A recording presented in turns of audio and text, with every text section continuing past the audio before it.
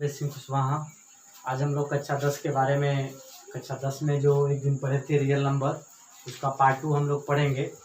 Real number के part 1 में हम लोग देखे थे कि यूक्लिड प्रमेय क्या होता है, यूक्लिड प्रमेय की कार्यशैली कैसी होती है, यूक्लिड प्रमेय को कैसे हम लोग सिद्ध करते हैं।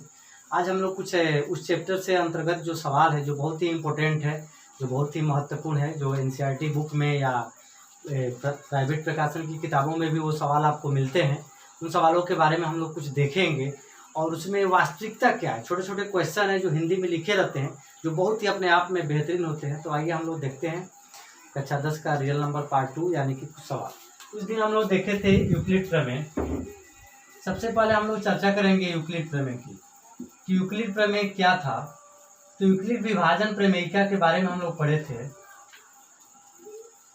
विभाजन प्रमेयिका, जो आदमी ये वीडियो पहली बार देख रहा होगा, पार्ट 2 पहली बार देख रहा होगा, तो पार्ट 1 को भी देखेगा, तभी उसको समझ में आएगा कि यूक्लिड विभाजन प्रमेयिका क्या थी। इसमें हम लोग देखे थे ए बराबर, ए और बी कोई धन पूर्णांक है, तो ए बराबर B Q plus R. R का मान जो होता है अर्थात शेष 20 से छोटा होना चाहिए और 0 से बड़ा हो या तो क्या हो, बड़ा। ये कंडीशन आपको पता होना चाहिए। अर्थात जो हम लोग यूक्लिड प्रमेय देखे थे, ए बराबर बी क्यू प्लस आर, अर्थात ये जो आर शेषफल था, आर का मान जो होगा इस 20 से छोटा होगा, इस 20 से छोटा होगा या 0 से बड़ा या तो 0 के बराबर। ये हम लोग यूक्लिड विभाजन प्रमेयिका के बारे में हम लोग देखे थे। अब हम लोग कुछ एग्जाम्पल देखते हैं। जैसे कि उस दिन हम लोग विभाजन प्रमेयिका देखे थे, कुछ एग्जाम्पल एक आध देखे थे। आज हम लोग कुछ और भी बेहतरीन एग्जाम्पल, जैसे कि 135 और 225 का HCF यूक्लिड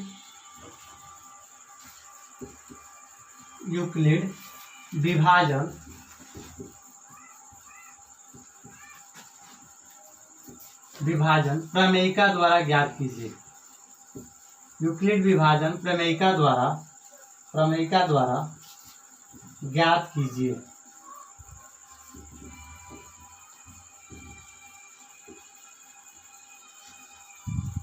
तो प्रश्न आपको परीक्षा में ऐसे रहेगा, कहेगा 135 और 225 का HCF निकालना, हाईएस्ट कॉमन फैक्टर।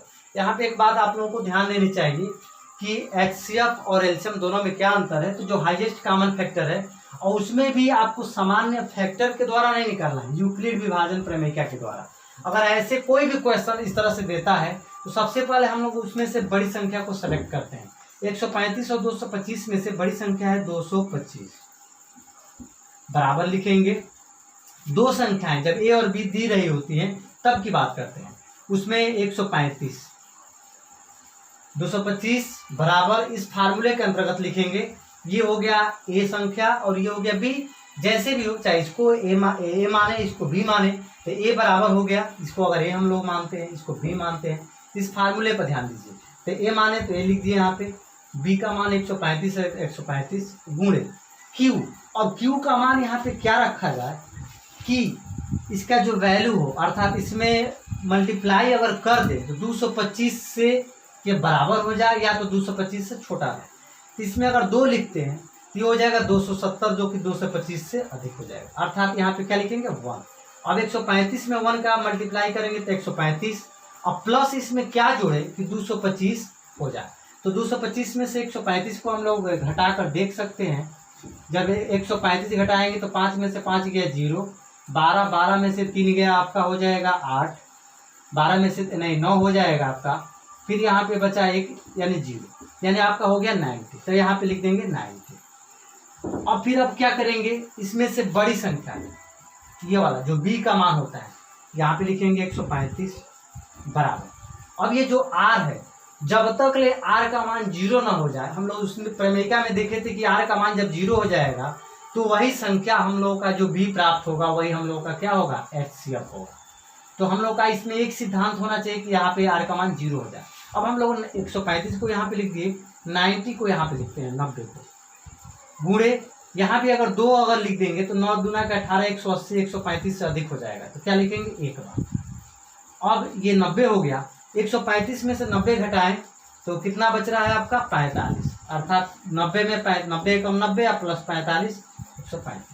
फिर अभी जीरो नहीं हुआ, फिर यहाँ पे 90 लिखेंगे बराबर, जैसे इसको इस संख्या को इधर, फिर इस संख्या को यहाँ पे 45, फिर यहाँ पे अगर दो एक बार ले जाते हैं तो 45 से कम 45 कम है, 2 बार ले जाएं तो 45 गुना के 90, 90 से अधिक नहीं हो रहा, 90 हो रहा है, तो इसका मतलब यहाँ पे क्या हो गया जीरो, यानी 45 गुना के 90 अधम जीरो, यानी क्या हुआ 90। अब जब जीरो प्राप्त हो जाता है तो जो ये संख्या होती है ये हमारा क्या होता है फैक्टर, अर्थात जो एचसीएफ है, एचसीएफ कितना हो गया 45, अर्थात हाईएस्ट कॉमन फैक्टर कितना हो गया 45। 45 से इसमें भी भाग देंगे तो कट जाएगा, और 45 से इसमें भी भाग देंगे तो कट जाएगा, 45 तिहाई 135 हो जाएगा आपका, और 45 से इसमें भी भाग देंगे तो ये आराम से डिवाइड हो जाएगा। तो इस तरह से हम लोग यूक्लिड विभाजन प्रमेय अर्थात ए बराबर बी क्यू प्लस आर को यूज करके किस तरीके से एचसीएफ निकाला गया उसके बारे में हम लोग देखें।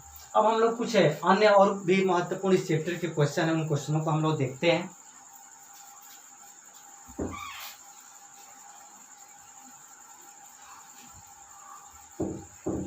इस चैप्टर के अंतर्गत बहुत सारे क्वेश्चन है, सभी क्वेश्चन यूक्लिड विभाजन प्रमेय पर ही आधारित है, इसलिए आप लोग उस प्रमेय को आप लोग अच्छे ढंग से याद भी कर लें और जानते रहें कि उसका मतलब क्या होता है, हर एक संख्या का पूर्णांक का मतलब क्या होता है।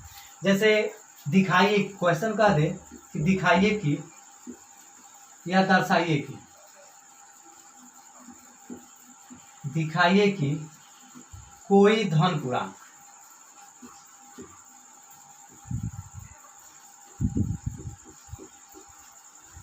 पिछला वीडियो में भी हम लोग बात किए थे धन पूर्णांक की। धन पूर्णांक का मतलब इंटीजर, आपका इंटीजर धनात्मक भी होता है ऋणात्मक भी होता है, तो यहाँ पे जो भी हम लोग लेंगे सिर्फ धन पूर्णांक अर्थात पॉजिटिव इंटीजर लेंगे। तो कोई धन पूर्णांक या धन विषम पूर्णांक, क्वेश्चन कह दे धन विषम पूर्णांक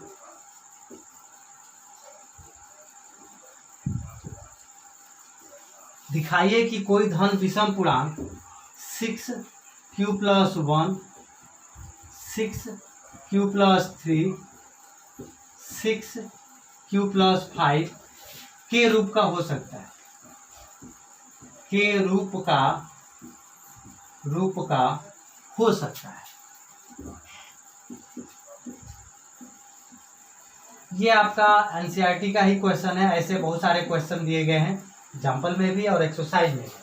दिखाइए कि अर्थात दर्शाइए कि कोई धन विषम पूर्णांक 6q + 1, 6q + 3, 6q + 5 के रूप का हो सकता है। अब इसको हम लोग इस क्वेश्चन को कैसे सॉल्व करें, जब हम लोग सॉल्व की बात करते हैं कि इस क्वेश्चन को कैसे सॉल्व करें, इसमें कोई फार्मूला नहीं। सबसे पहले हम लोग देखेंगे, माना चूंकि माना धन पूर्णांक, माना ए और बी धन पूर्णांक है, ऐसे मान ले धन पूर्णांक है, धन पूर्णांक है। तो जब ए और बी धन पूर्णांक है, जैसे हम लोग का जो यूक्लिड प्रमेय ए बराबर बी क्यू प्लस आर, चूंकि ए बराबर बी क्यू प्लस आर। अब यहाँ पे अगर देखें तो बी का जो वैल्यू है कितना है, यहाँ पे सवाल में कितना दिया गया है 6, बी का वैल्यू कितना है 6।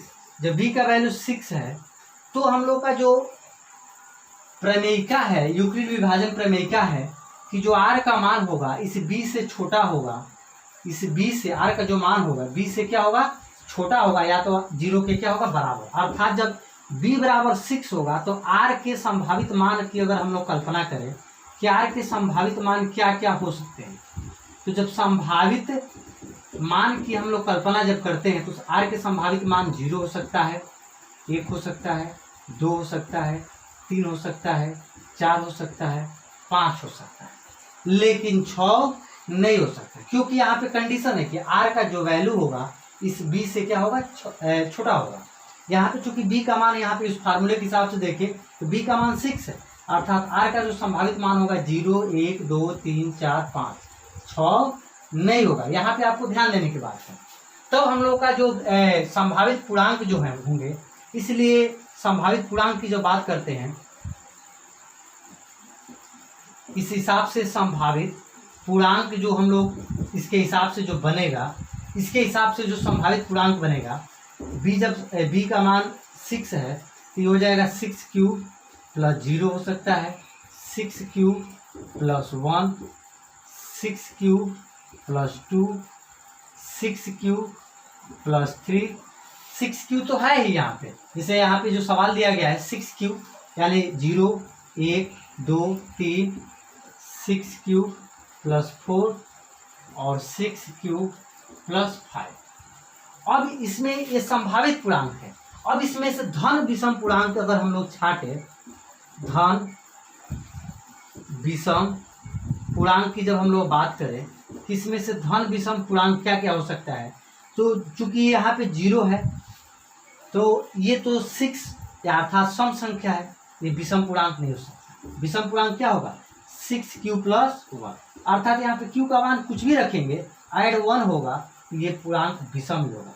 फिर 6q प्लस 3 ये होगा, ये होगा और ये 6q प्लस 5, अर्थात दिखाना था कि कोई भी धन विषम पूर्णांक इसके रूप का हो सकता है। तो सवाल हम लोग प्रूफ कर दिए कि जो हम लोग का संभावित पूर्णांक था उसमें से धन विषम पूर्णांक इस रूप का हो सकता है, के रूप का हो सकता है, रूप का हो सकता है। इस तरीके से हम लोग इस क्वेश्चन को आसानी से, जब यूक्लिड प्रमेय याद हो गया तो इस क्वेश्चन को सॉल्व करने में हम लोग को बहुत ज़्यादा फार्मूले का प्रयोग नहीं करना पड़ा। अब हम लोग अलग क्वेश्चन पे आते हैं।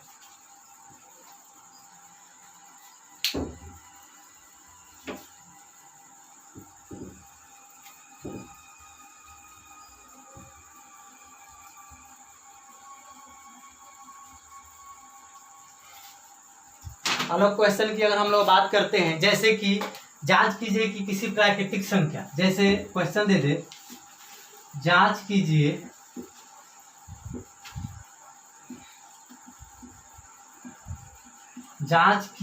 कि किसी प्राकृतिक संख्या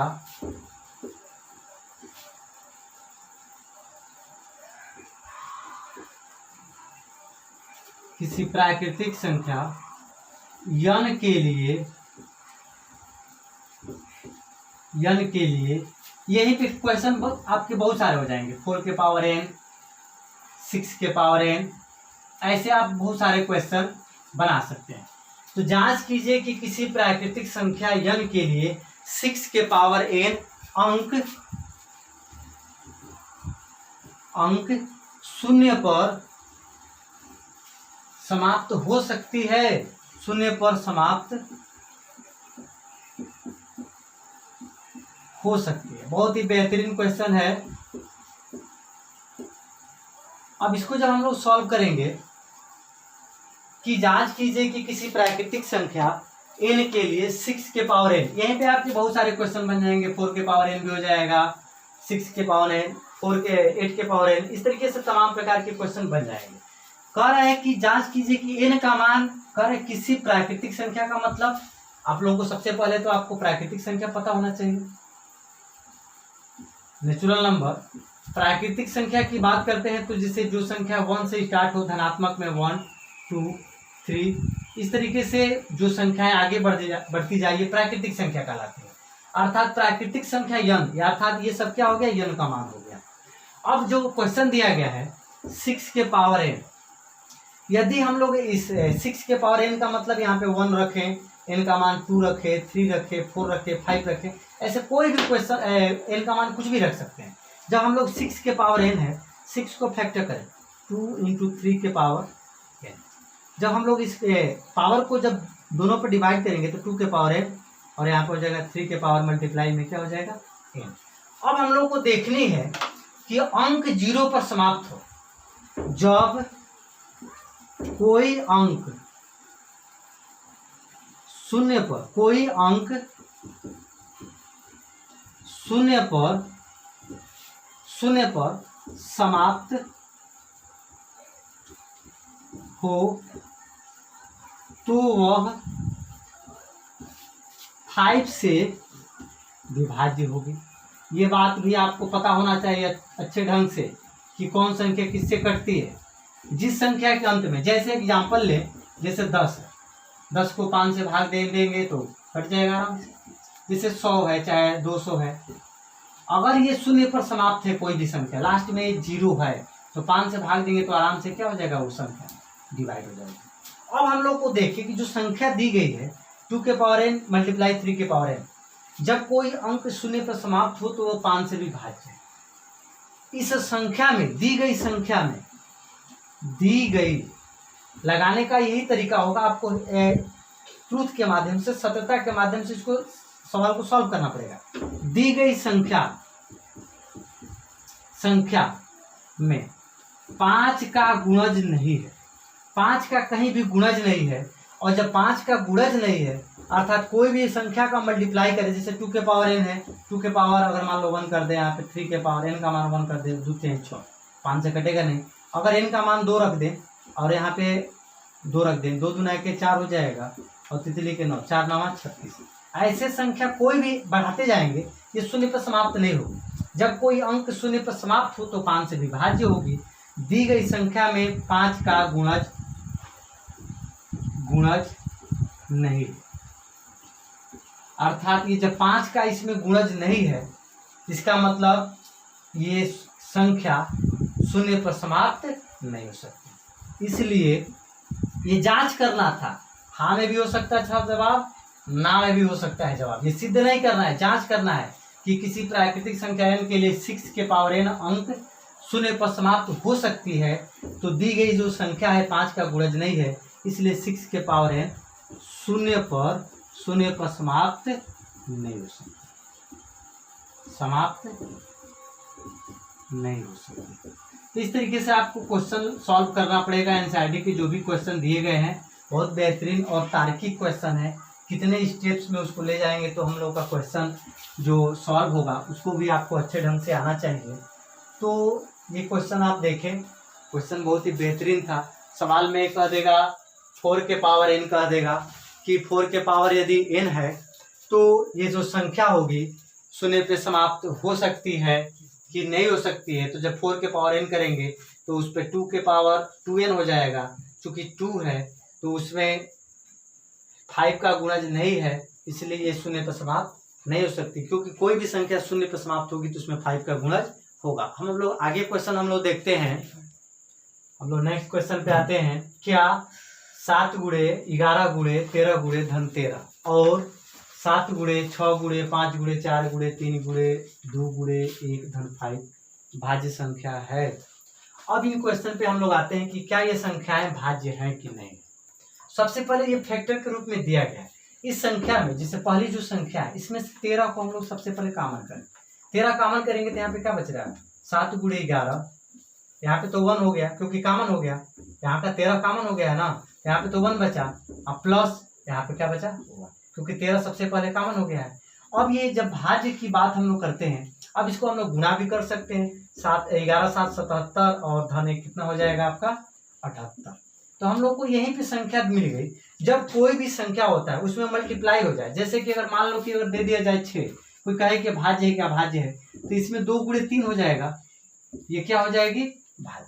अब जैसे संख्या क्वेश्चन दे दिया जाए 2, अब 2 भाज्य है कि अभाज्य है, तो 2 को फैक्टर करेंगे तो फैक्टर तो होगा नहीं, इसमें तो अब ये भाज्य नहीं है। वैसे ही अगर हम लोग इसको 13 कॉमन करें तो 13 क्या हो गया मल्टीप्लाई में, अब ये संख्या जो हो गई 13 से क्या हो गई भाज्य हो गई, अर्थात इस संख्या को 13 से भी भाग देंगे तो कटेगा। अब 78 में तो 2 भी शामिल है तो 2 से भी आपका कट जाएगा। इस तरीके से ये जो एक्सपेंडेड फॉर्म में लिखा गया है ये संख्या क्या हो गई 13 से भाज्य हो गई। अब इसको भी अगर हम लोग देखें तो सबसे पहले इसको भाज्य का मतलब उसमें मल्टीप्लाई में कोई संख्या आ जाए तो उसको हम लोग क्या कहेंगे भाज्य। जैसे 17 है, अब 17 में मल्टीप्लाई कोई संख्या आ ही नहीं सकती 1 के अलावा, तो ये भाज्य नहीं है। 19 में कोई संख्या मल्टीप्लाई में आ ही नहीं सकती, तो ये आपका क्या हो जाएगा अभाज्य हो जाएगा। वैसे ही अगर मान लो 21 की बात करते हैं तो 21 में आ जाएगा 3 गुणे 7, अर्थात 3 मल्टीप्लाई के रूप में आ गया, चाहे 7 मल्टीप्लाई के रूप में आ गया, अर्थात ये क्या हो गया आपका भाज्य, यानी कोई ना कोई संख्या से वो संख्या जरूर कटेगा।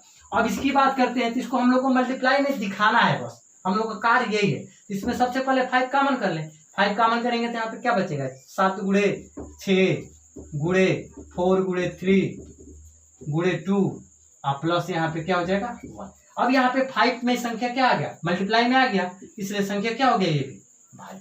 तो बस ये संख्याएं ये दिया हुआ है जांच करने के लिए कि क्या ये संख्या भाज्य है ये और ये संख्या भाज्य है कि नहीं। तो आपको अच्छे ढंग से पता होना चाहिए कि संख्या भाज्य करने के लिए क्या हम लोग करते हैं। उसमें जब संख्याएं मल्टीप्लाई में दी गई हो तो भाज्य हो जाएगा और नहीं तो आपका क्या हो जाएगा, अभाज्य। तो सबसे बेहतर कॉमन कर ले और मल्टीप्लाई में उसको दिखा दे। इसको कैलकुलेशन करने की कोई खास आवश्यकता नहीं है, बस कॉमन हो गया तो मल्टीप्लाई में हो गया, इसका मतलब ये संख्या क्या हो गया, भाज्य हो गया।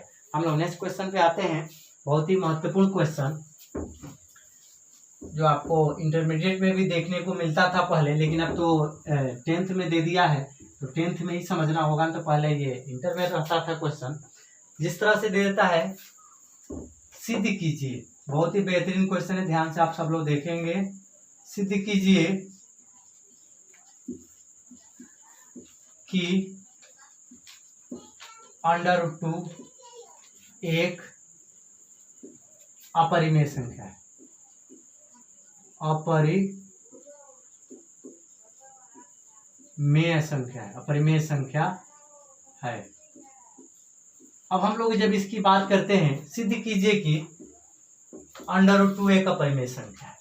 अब इस √2 की जगह पर हम लोग कुछ भी रख सकते हैं, √3 भी रख सकते हैं, √5 भी रख सकते हैं, √7 कुछ भी क्वेश्चन कर सकते हैं। ये नहीं कि √2 ही पूछेगा, √3 भी पूछ देगा कि अपरिमेय संख्या है, √5 भी एक अपरिमेय संख्या, √7 भी एक अपरिमेय संख्या है। सबसे पहले हम लोग इस क्वेश्चन को सॉल्व करें।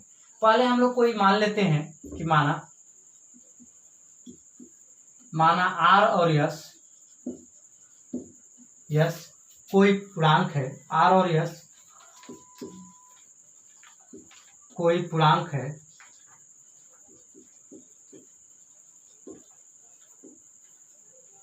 जिसमें कोई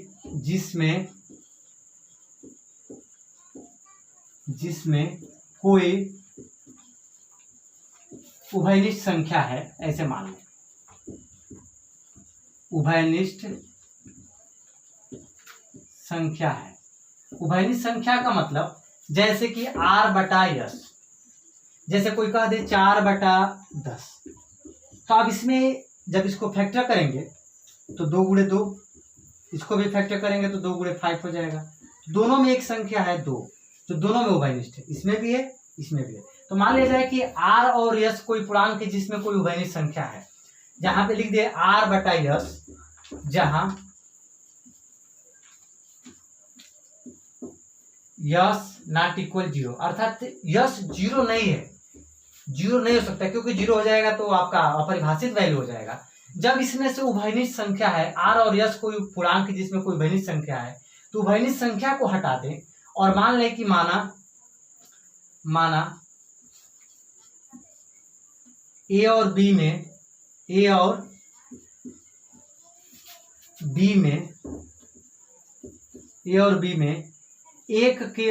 के अतिरिक्त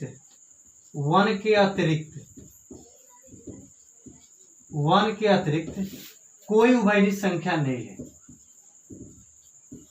कोई उभयनिष्ठ संख्या नहीं है। इस तरीके से A और B में 1 के अतिरिक्त, A और B का मतलब से A/B हो जाए।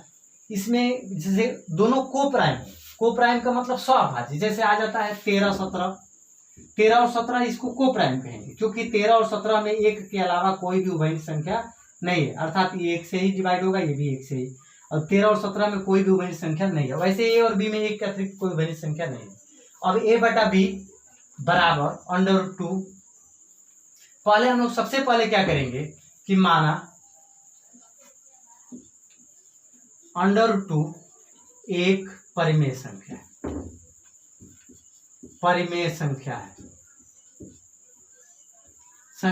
क्वेश्चन को हम लोग यहां से भी स्टार्ट कर सकते हैं, लेकिन आपको ध्यान देना चाहिए कि जब परिमेय संख्या कहेंगे तो परिमेय संख्या है, तो कोई भी परिमेय संख्या लें, जैसे √2 बराबर A/B, तो उसमें 1 के अलावा कोई भी उभयनिष्ठ नहीं होना चाहिए। इसलिए A/B को जो हम लोग लिखे हैं, चाहे A और B को लिए हैं, इसमें 1 के अतिरिक्त कोई उभयनिष्ठ संख्या नहीं है। तो कोई आदमी मान लेगा कि इस तरह से 4/8 रहेगा, तो इसको भी तो परिमेय संख्या मान ले। जैसे रियल नंबर में आपका 1/2 है, जैसे 1/3 है, तो इस तरीके से ठीक है। कोई 4/12 मान ले, तो यह परिमेय संख्या में डाउट हो जाएगा, क्योंकि दोनों में उभयनिष्ठ संख्या कॉमन है। इसलिए आपको संख्याओं के माध्यम से आपको दिखाया गया कि और बी में एक के अतिरिक्त कोई उभयनिष्ठ संख्या नहीं है।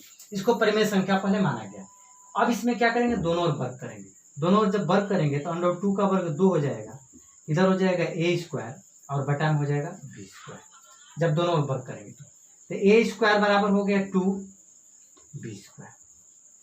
अब यहाँ पे देखने को मिल रहा है, अगर 2 को जब इसके हम लोग डिवाइड यानी कि बटा में जब 2 को करेंगे, अर्थात 2 से 2a स्क्वायर को 2 से a स्क्वायर विभाजित है, 2 से 2a स्क्वायर को विभाजित करेगा, a स्क्वायर को विभाजित कर रहा है, विभाजित।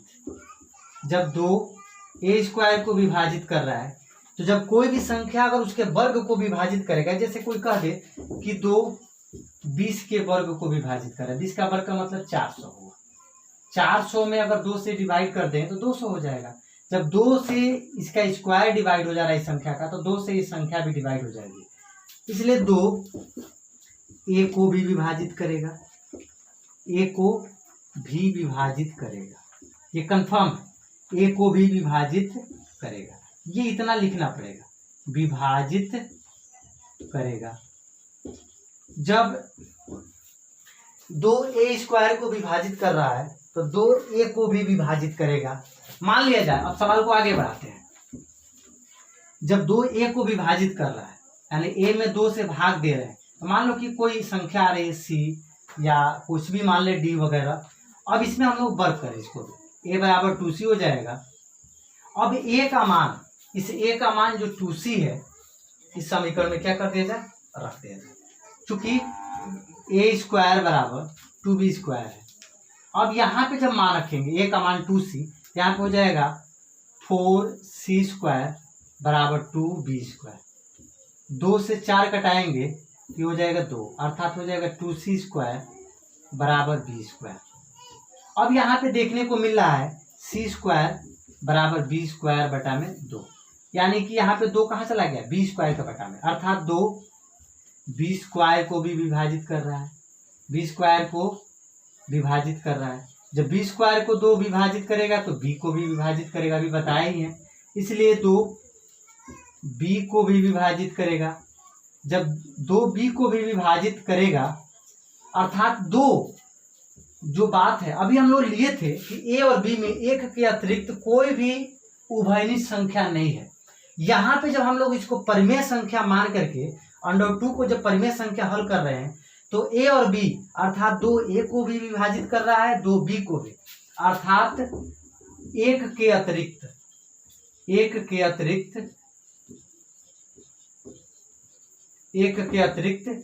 2 भी प्राप्त हो रहा है, एक के अतिरिक्त 2 भी प्राप्त हो जा रहा है। एक हम लोग को प्राप्त होना चाहिए, क्योंकि हम लोग परिमेय संख्या मान के चलेंगे कोई उभयनिष्ठ संख्या नहीं है। लेकिन यहाँ पे क्या आ रहा है कि 2a को भी विभाजित कर रहा है, 2b को भी विभाजित कर रहा है, अर्थात एक के अतिरिक्त 2 भी प्राप्त हो रहा है। जब एक के अतिरिक्त 2 भी जब प्राप्त हो रहा है, अर्थात यहाँ पे हम लोग को विरोधाभास प्राप्त हो रहा है। क्वेश्चन में क्या प्राप्त हो रहा है, विरोधाभास। विरोधाभास का मतलब यहाँ पे हम लोग अंडर 2 को परिमेय संख्या मान करके चले कि अंडर 2 क्या है, परिमेय संख्या है, और यहाँ पे परिमेय संख्या न आकर के 2 से b भी विभाजित हो रहा है, 2 से a भी विभाजित हो रहा है, अर्थात a और b में एक के अतिरिक्त भी कोई संख्या उभयनिष्ठ है। इसलिए यहाँ पे कह सकते हैं कि अंडर 2 परिमेय नहीं है, इसलिए अंडर 2 एक अपरिमेय संख्या है, अपरिमेय संख्या है। इस सवाल को हल करने का वही यही ऑप्शन है कि यहाँ पे हम लोग लेकर चलेंगे कुछ और। यहाँ पे फिर से एक बार हम लोग देख लेंगे, यहाँ पे पहले से कंफर्म कर लिए हैं कि a और b में एक के अतिरिक्त कोई उभयनिष्ठ संख्या नहीं है। तो हम सबसे पहले हम लोग माने हैं कि माना अंडर 2 अपरिमेय नहीं है। क्या माने हम लोग, परिमेय संख्या है, क्योंकि परिमेय संख्या में एक के अतिरिक्त कोई भी उभयनिष्ठ फैक्टर नहीं होना चाहिए।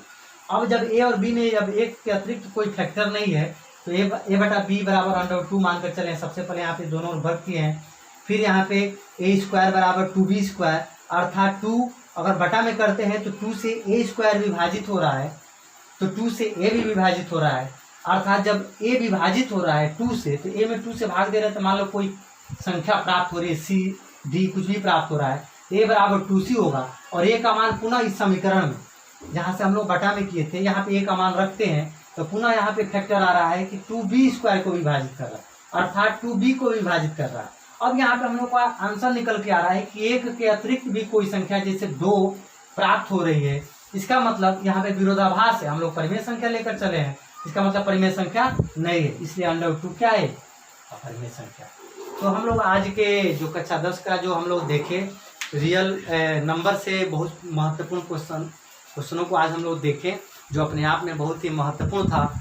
यदि आपको कहीं भी डाउट हो तो कमेंट करके आप लोग पूछ सकते हैं, या स्क्रीन पे आपको नंबर आपको दिखेगा 7800920450। इस तरीके से आपको मोबाइल नंबर है, आप मोबाइल नंबर के व्हाट्सएप पर आप कोई भी क्वेश्चन जो भी होगा जिसमें डाउट्स होगा आप उसको पूछ सकते हैं। तो अगर यदि आपको वीडियो पसंद आया तो लाइक भी करिए, शेयर भी करिए, सब्सक्राइब को चैनल करिए। और जो जिन बच्चों को इनकी ज़्यादा से ज़्यादा आवश्यकता है, जैसे आस पड़ोस में जो कक्षा 9 और 10 के बच्चे हैं, उन बच्चों तक आप उनको मार्गदर्शन दें, ताकि आपको आसपास के जो बच्चे हैं उनको पढ़ाई में भी मन लगे और लॉकडाउन की परिस्थिति में घर पर बैठे बैठे सकुशल पढ़ाई करते हैं। धन्यवाद।